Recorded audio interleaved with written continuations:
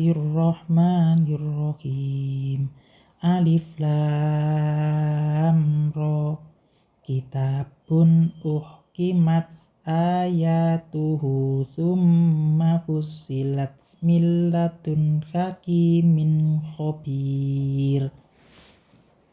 Alif lam ra, inilah kitab yang ayat-ayatnya telah disusun dengan rapi kemudian dijelaskan secara terperinci dan diturunkan dari sisi Allah yang maha bijaksana lagi maha teliti.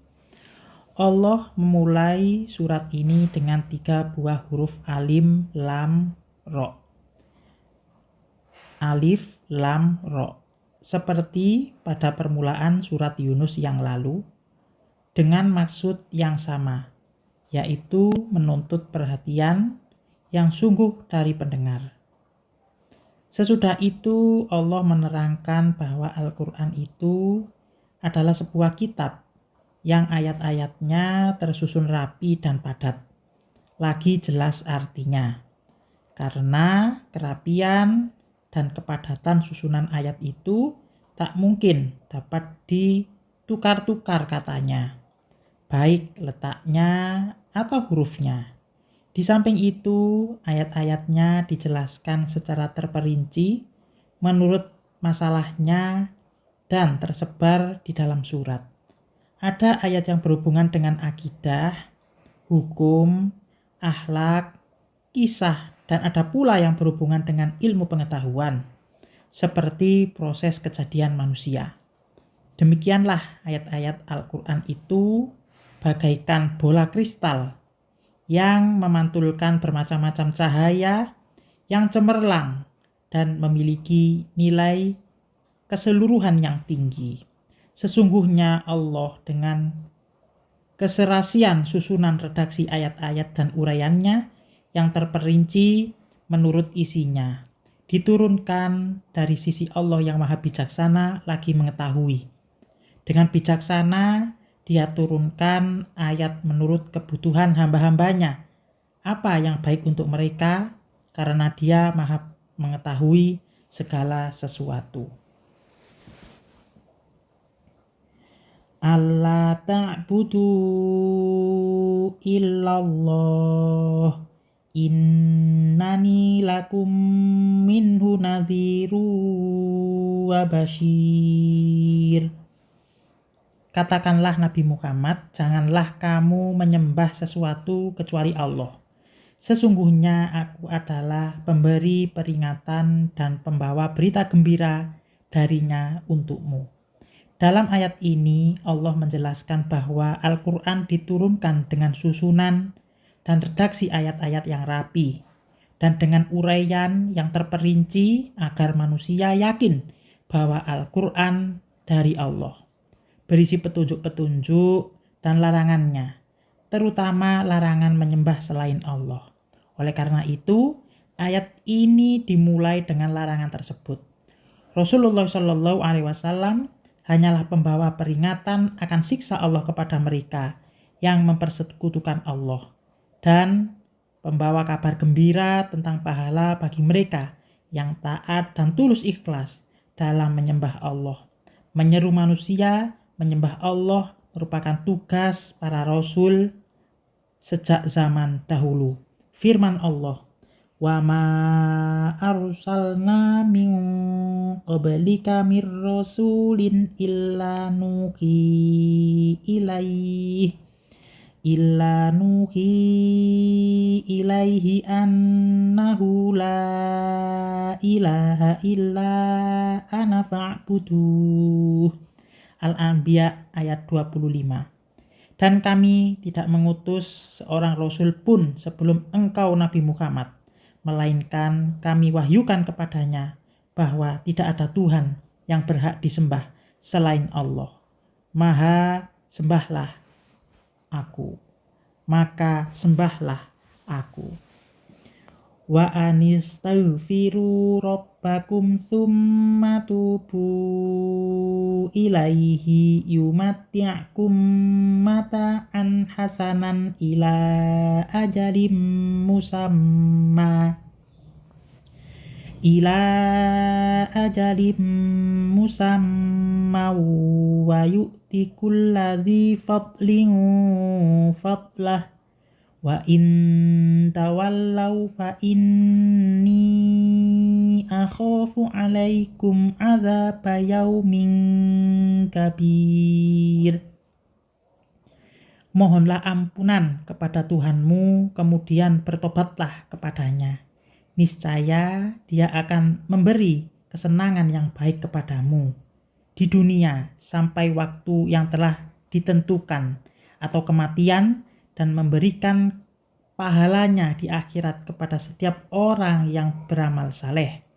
Jika kamu berpaling, sesungguhnya aku takut kamu akan ditimpa azab pada hari yang besar atau kiamat. Nabi Muhammad SAW menyeru kaum musyrikin untuk memohon ampun kepada Tuhan terhadap dosa, perbuatan-perbuatan syirik, kekafiran, dan kejahatan yang telah mereka lakukan. Sesudah itu, hendaklah mereka kembali kepada Allah dengan taat melakukan perintahnya dan beribadah kepada Allah sepenuh hati, tidak menyembah selain Allah, seperti patung-patung dan berhala-berhala, dan lain sebagainya. Jika mereka pernah berbuat demikian, hendaklah mereka minta ampun dan bertobat dengan teguh dan terus-menerus. Allah niscaya akan mengampuni mereka dan memberi rezeki yang melimpah, kemakmuran, kesehatan, dan kesejahteraan sampai akhir hayat mereka. Demikianlah keimanan yang tulus kepada Allah dan Rasul dari setiap individu merupakan faktor utama yang menyebabkan kemakmuran dan kebahagiaan hidup. Firman Allah, "Man amila sholikan min dzakarin aw untha wa huwa mu'minun falanuhyiyannahu hayatan thayyibah wala najziyannahum ajrahum bi ahsani ma kanu ya'malun." Barang siapa mengerjakan kebajikan, baik laki-laki maupun perempuan dalam keadaan beriman, maka pasti akan kami berikan kepadanya kehidupan yang baik dan akan kami beri balasan dengan pahala yang lebih baik dari apa yang telah mereka kerjakan. Surat An-Nahl ayat 97. Selain memberikan kenikmatan hidup di dunia bagi orang-orang yang beriman, Allah juga memberikan kepada orang yang mempunyai keutamaan, seperti orang yang memiliki ilmu pengetahuan atau karya besar, ganjaran di dunia dan pahala di akhirat. Tetapi bila mana manusia berpaling dari keimanan dan tidak bertaubat, bahkan terus-menerus dalam kemusyrikan, kemaksiatan, dan kerusakan akhlak, mereka akan mengalami kehancuran atau kemelaratan hidup sesuai dengan sunatullah pada umat manusia dan azab Allah di hari akhir. Ilallahi marji'ukum wa huwa ala kulli syai'in qadir. Kepada Allah lah kembalimu. Dia Maha Kuasa atas segala sesuatu. Dalam ayat ini Allah menegaskan bahwa semua umat manusia, baik mereka yang beriman ataupun mereka yang kafir, yang bertobat ataupun yang ingkar dan maksiat, akan kembali kepada Allah sesudah akhir hayat mereka.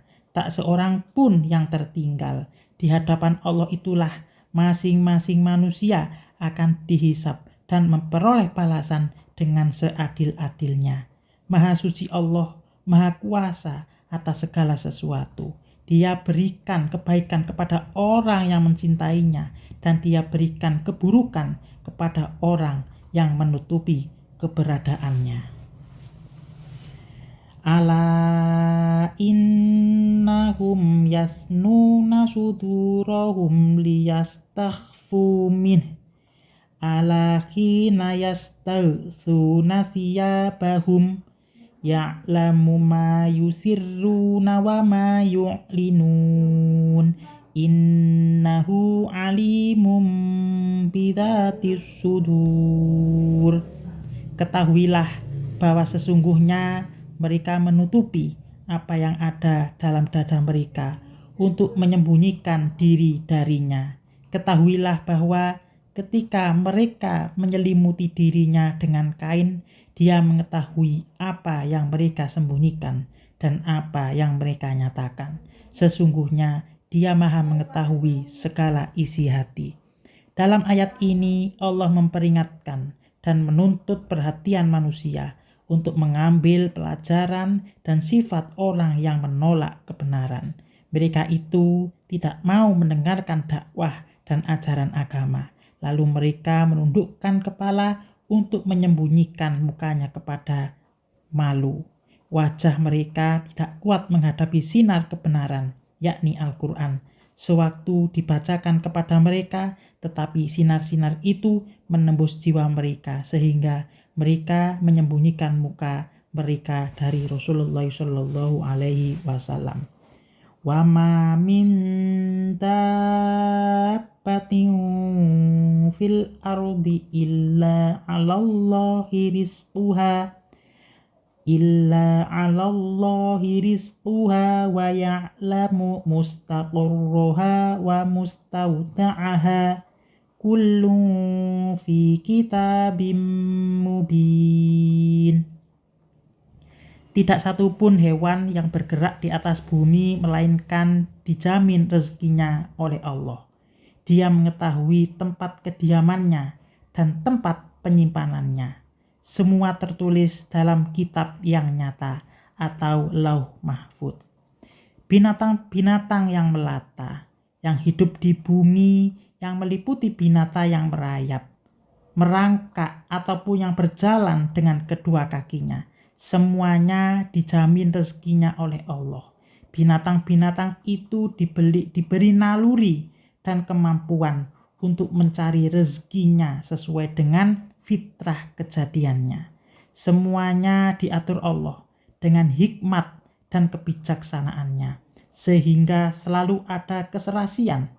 Jika tidak diatur demikian, mungkin pada suatu saat ada binatang yang berkembang biak terlalu cepat, sehingga mengancam kelangsungan hidup binatang-binatang yang lain.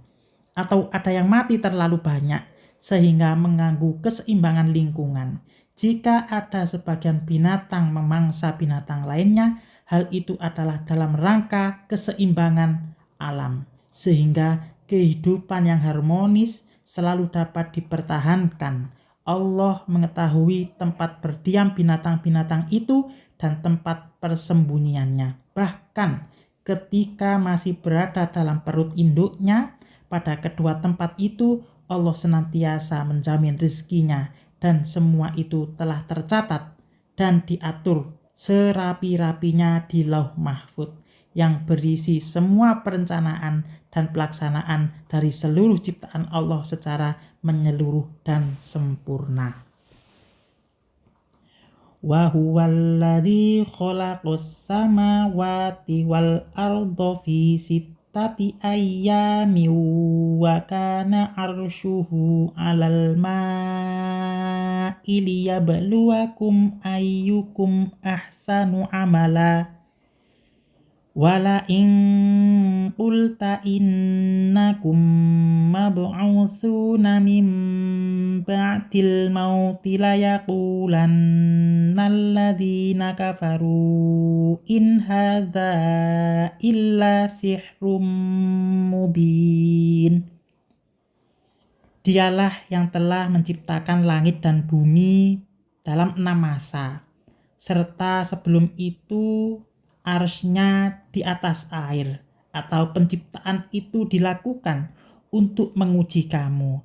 Siapakah di antara kamu yang lebih baik amalnya? Sesungguhnya jika engkau Nabi Muhammad berkata, sesungguhnya kamu akan dibangkitkan setelah mati, niscaya orang-orang kafir akan berkata, ini Al-Quran tidak lain kecuali sihir yang nyata. Allah menciptakan langit dan bumi dalam 6 masa. Dalam ayat ini disebutkan sittati ayyam, artinya 6 hari. Akan tetapi pengertian hari di sini tidak dapat disamakan dengan hari seperti yang kita alami sehari-hari, tetapi disesuaikan dengan hari menurut perhitungan Allah. Ulama ilmu falak telah menetapkan bahwa hari-hari yang ada hubungannya dengan peredaran bintang-bintang tidak sama dengan kadar hari yang berlaku di bumi ini. Kemudian Allah menjelaskan bahwa singgasananya sebelum penciptaan langit dan bumi berada di atas air. Arsy atau singgasana Allah itu termasuk alam gaib yang tidak dapat ditangkap dengan panca indera dan tidak mungkin pula dibayangkan atau dikhayalkan bentuk dan rupanya. Apalagi caranya Tuhan bersemayam di atas singgasana itu, ayat-ayat yang menerangkan hal ini termasuk ayat yang mutasyabihat, yang wajib kita imani kebenarannya dengan menyerahkan pengertian kepada Allah. Ummu Salamah, Robi'ah, dan Malik meriwayatkan bahwa para sahabat dalam menafsirkan ayat mutasyabihat seperti itu